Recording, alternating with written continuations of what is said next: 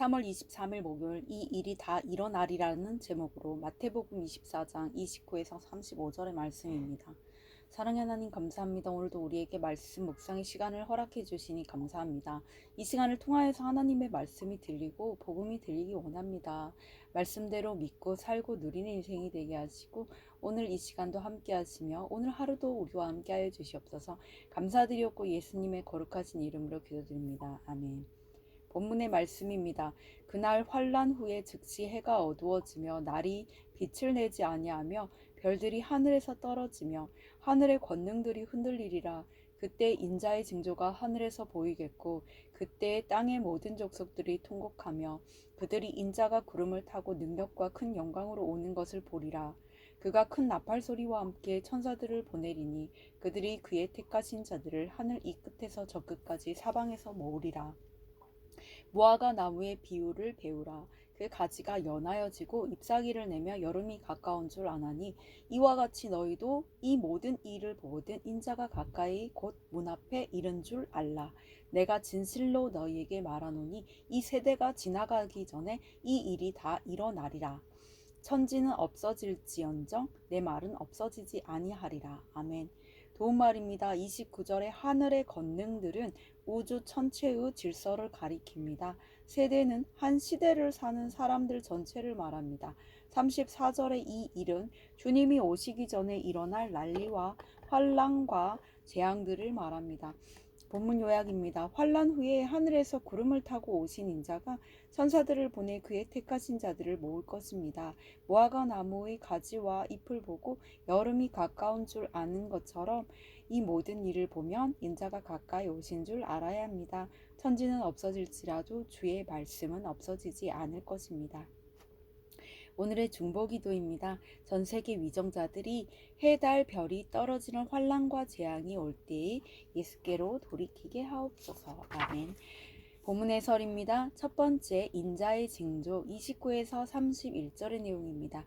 예수께서 환란이 거짓의 미혹으로 정점에 이른 후 드디어 해와 달과 별이 떨어지는 우주가 멸망하리라고 말씀하십니다. 하지만 주님의 말씀을 듣는 성도에게는 이 재앙이 인자의 징조, 즉 예수께서 재림하실 징조입니다. 이처럼 우리는 해달별이 떨어지는 고난을 당하면 통곡하며 어찌할 줄 모르지만 그 고난을 통해 주님이 능력과 큰 영광으로 내게 오십니다. 나팔 소리처럼 울려 퍼지는 말씀을 주시고 천사 같은 지체들을 보내 천국을 보여주는 공동체 안으로 불러 모으십니다. 적용 질문입니다. 나에게 해달별이 떨어지는 것 같은 멸망의 사건은 무엇이었습니까? 그 사건이 주님이 내게 오시는 징조였음을 고백합니까? 두 번째, 무화과 나무의 비유 32에서 34절의 내용입니다. 예수님이 무화과 나무 가지와 잎을 보면 여름이 가까운 것을 아는 것처럼 환란과 재앙을 보면 인자의 강림이 가까운 줄 알라고 하십니다. 여기서 이 비유를 배우라고 하시는데 이것은 주신 말씀을 옳게 여기며 수용하라는 뜻입니다.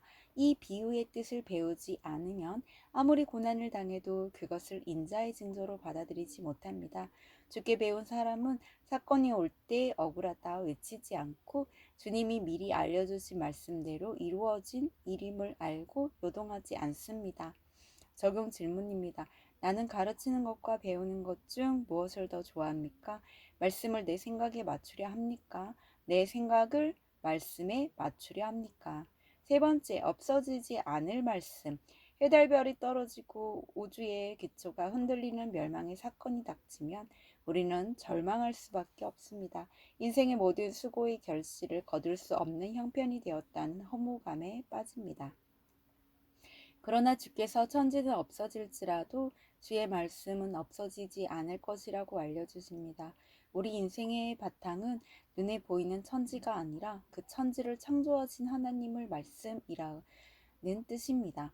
따라서 인생 최고의 복은 곧 없어질 세상 성공이 아닌 영원한 말씀이 들리는 은혜입니다. 적용 질문입니다. 내 인생의 기반으로 여겨 의지하는 대상은 누구, 무엇입니까? 말씀이 들리는 복이 인생 최고의 복임을 얼마나 인정합니까? 오늘 기도하기는 해달별이 떨어지는 재앙이 통곡으로 끝나지 않고 주께서 오시는 사건이 되게 하시니 감사합니다. 제 생각과 감정으로 상황을 판단하지 않고 주님이 가르쳐 주신 대로 잘 배워 요동하지 않게 하옵소서. 잠시 후 없어질 세상 성공이 아닌 주님의 영원한 말씀을 의지하게 하옵소서. 아멘. 묵상 간증입니다. 모든 것을 잃어도 말씀은 남아라는 제목으로 오재성님의 말씀 적용글입니다. 저는 회복 중인 도박 중독자입니다. 도박 중독에 빠져 있을 당시 그래도 이혼만은 절대 안 된다는 생각에 기독교인을 박해하던 제가 아내 손에 이끌려 교회에 나갔습니다. 하지만 그때 저는 제가 도박에 중독된 상태를 인정하지 않았습니다. 교회를 다니며 아내의 의심이 사그러지며 또 도박하려 계획했고 아내의 신뢰를 얻고자 억지로 예배와 소그룹 모임에 참석했습니다. 그러다 6개월 만에 다시 도박을 하기 시작했습니다.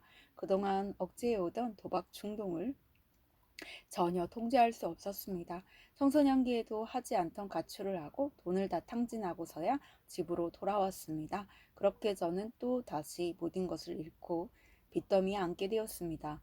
죄인 중에 괴수인 이런 저를 주님은 불쌍히 여겨주셨습니다. 천사들을 보내리라는 말씀처럼 택하신 자들을 사방에서 모아 제게 지체들의 간증을 들려주셨습니다. 그리고 말씀이 들리게 하셔서 제가 심각한 도박 중독자임을 인정하게 하셨습니다. 도박 중독자임을 제 입으로 시인하고 스스로 환자라고 인식하며 어떻게 치료를 받을지 고민했습니다. 비록 처음에는 아내에게 신뢰받고자 참석했던 예배와 소그룹 모임이지만 하나님은 그동안 그곳에서 보고 듣고 나눈 말씀을 기억하게 하셨습니다. 지체들의 나눔이 지혜가 되어 말씀을 삶 속에 한 가지씩 적용하니 하나님의 은혜로 기적처럼 도박이 멈춰졌습니다. 그렇게 도박을 멈춘 지 이제 8년째가 됩니다. 교회에서 청소년부 교사로 섬기며 아이들에게 도박의 무서움을 조금이나마 알려주고자 노력하며 제 중독의 잎사귀를 약재료로 나누고 있습니다. 천지는 없어질지언정 내 말은 없어지지 아니하리라는 말씀과 같이 전 재산을 잃고 빚더미에 앉았지만 주님의 말씀만은 제 머리와 가슴에 남아 도박을 끊을 수 있게 해주신 하나님을 찬양합니다. 할렐루야. 이분에 적용하기는 예배와 소그룹 모임을 기도로 미리 준비하겠습니다. 중독에 빠진 지체와 청소년들에게 저의 도박 간증을 나누겠습니다. 입니다.